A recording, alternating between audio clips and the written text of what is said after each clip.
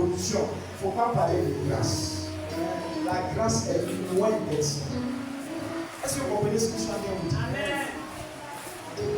C'est pas pourquoi Dieu a bien ouvert mon esprit sur ça. Le monde, quand souvent il agit par des voies tortueuses, par des voies de corruption, et il pense que c'est la grâce. Et demain tu es là, tu vis. Or toi-même tu sais ce que tu as fait. C'est pas la grâce. Est-ce que vous comprenez ce que je suis en train de vous dire? Une femme qui va se présenter à séduire un homme avant que l'homme n'est marié, tu vas porter tout d'un coup, le monsieur a chassé sa femme, c'est toi qui vas prendre le poussé, tu bénéficies des faveurs de ce monsieur, l'autre est parti, il pleure, et puis toi tu dis non, c'est la grâce de Dieu. Monsieur avait ce don de prendre bien, il t'a payé voiture, il t'a payé ceci. Donc tu es passé par des coups pour chasser sa véritable femme, et puis toi tu t'es installé. Ça, c'est pas la grâce de Dieu. Détrompez-vous. Avec cet exemple, tu sais ce. Tu es en train de comprendre la grâce de Dieu, n'est-ce pas? C'est pas la grâce de Dieu. Ah oui. Et il y a des foyers aujourd'hui comme ça, où la femme est installée, elle bénéficie de tous les faveurs, et l'autre femme en train de pleurer dans le foyer. Et puis elle a dit, oh, c'est la grâce. Est-ce que ça va peut appeler ça la grâce de Dieu?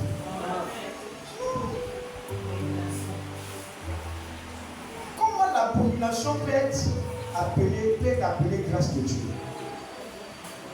Comment la corruption peut être appelée grâce de Dieu? Déjà, grâce, on dit c'est une faveur.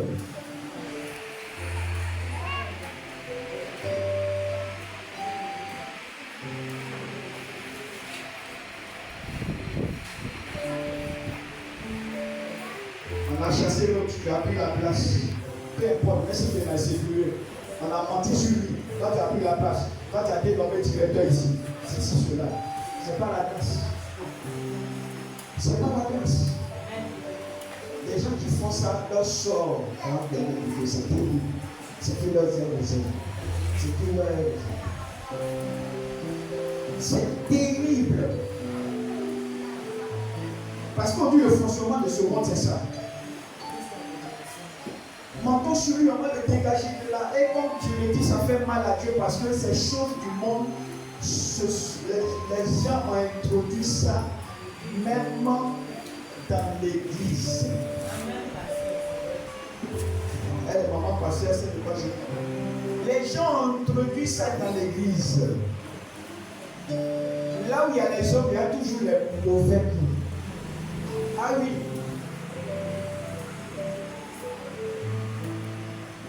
Aujourd'hui, pour vous dire vrai, on a arrivé à faire la distinction entre l'église et le monde.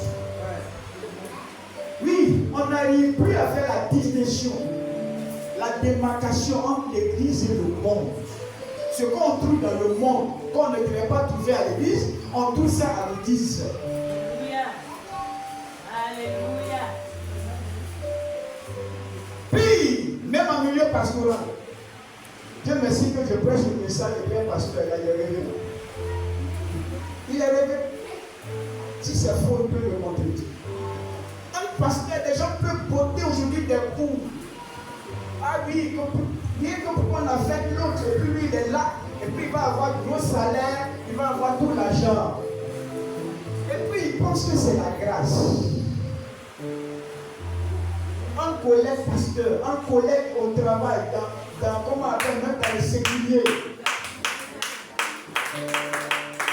Le monde en train de vivre ce qu'on appelle le règne de la méchanceté, des coups bas, des manigances, parce que l'homme veut se positionner. Pourquoi? Parce qu'ils n'ont pas compris ce que c'est que la grâce de Dieu. Mais il faut s'introduire par voie tortueuse pour accéder à quelque chose. Parce que la grâce nous amène à quelque chose de merveilleux, à quelque chose de glorieux. Mais quand tu ne passes pas par ce que Dieu a dit, ce n'est plus la grâce, même si tu es positionné quelque part. Parce que la grâce ne fait jamais du mal à quelqu'un. La grâce ne fait jamais du mal à quelqu'un. Bref, c'était une parenthèse. Alléluia. Amen. Alors on était dans quel passage là? Où est mon lecteur? Allez faire quoi? Tout à l'heure on était là-bas. Le passage qu'il avait lu était quoi? Philippiens 4, verset 12 et 13, vous voyez non? Philippiens 4, voilà, verset 12 et 13. Donc, Paul dit, je peux tout dans celui qui me fortifie. C'est-à-dire, peu importe là où il est passé, les voies où il est passé, les persécutions, combien par moment on a voulu mettre fin à sa vie. Les gens l'ont détesté. Par moment, il n'avait rien. Il a vécu ça. Vous voyez, c'est comme quelqu'un, il peut être là quelque part dans une bonne société où il est payé bien, il a toutes les faveurs, peut-être il a 1 million de plus. Mais les gens montent sur lui, on dit non, c'est sûr, il n'a pas fait. Et puis il se retrouve, il est sur les carreaux, il n'a plus rien, il n'a plus ses faveurs. Paul fait une comparaison à cette situation pour dire lui aussi il a vécu ça. Par moment, il a eu l'argent tout. Mais à cause des persécutions, ceci, cela, les gens ont fait des coups, il s'est retrouvé dans une situation où il n'avait plus rien. Pas parce qu'ils sont en faute, mais parce que les hommes ont fait des coups contre lui. Et leur coup bizarrement a marché. Il est passé dans toutes ces situations. Mais il dit, par la grâce de Dieu, je prie tout.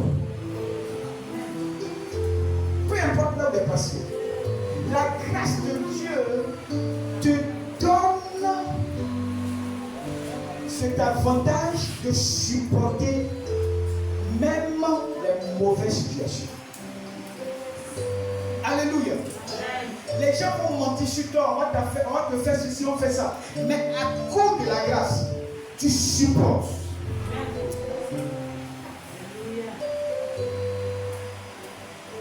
Et tu triomphes même de ces choses. Tu triomphes de ces choses.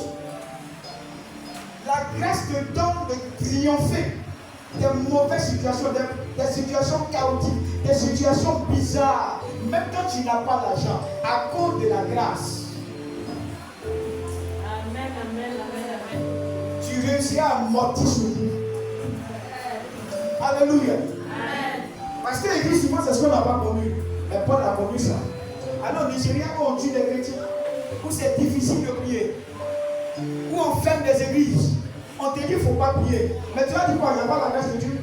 Fusil est contre toi sur ta table. On dit non, tu ne dois pas prier. Tu es persécuté. Tu vas dire que la grâce de Dieu n'y est pas? Si. Mais quand tu es dans ces choses et que tu surmontes ça, c'est aussi la grâce de Dieu. Amen. Amen, amen, amen. 2 Corinthiens, chapitre 12, verset 9. Regardez le verset 9. Il m'a dit, ma grâce te suffit, car ma puissance s'accomplit dans la faiblesse. En toi-même, sans la grâce, tu es l'homme comme ça. Corps. Et le corps, la chair, c'est la faiblesse. Vous comprenez, non? La chair est faible. Donc c'est pour ça qu'il parle ici de faiblesse. Ma grâce te suffit, car ma puissance s'accomplit dans la faiblesse.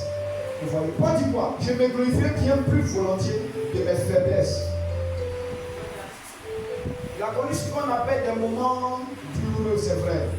Il dit, au verset précédent, il dit comme il échappe dans son corps, quelque chose de plus, quelque chose comme si tu as une maladie dans son corps. Il a connu des situations, son corps, le corps humain conçu de chair peut prendre un coup. Paul a connu toutes ces choses. Je me glorifie donc bien plus volontiers de mes faiblesses, afin que la puissance de Christ repose sur moi. C'est pourquoi je me plais dans les faiblesses, dans les outrages, vous voyez, les outrages, les faiblesses, vous voyez, dans les calamités, vous voyez. Regardez, la grâce, voilà, c'est que, voilà les situations qu'il a vécues. Parce que là, quand il parlait des témoignages, lui, son témoignage, il est passé par ces choses. Prison, vous voyez, outrage, calamité. Il dit quoi encore? Persécution. On l'a persécuté.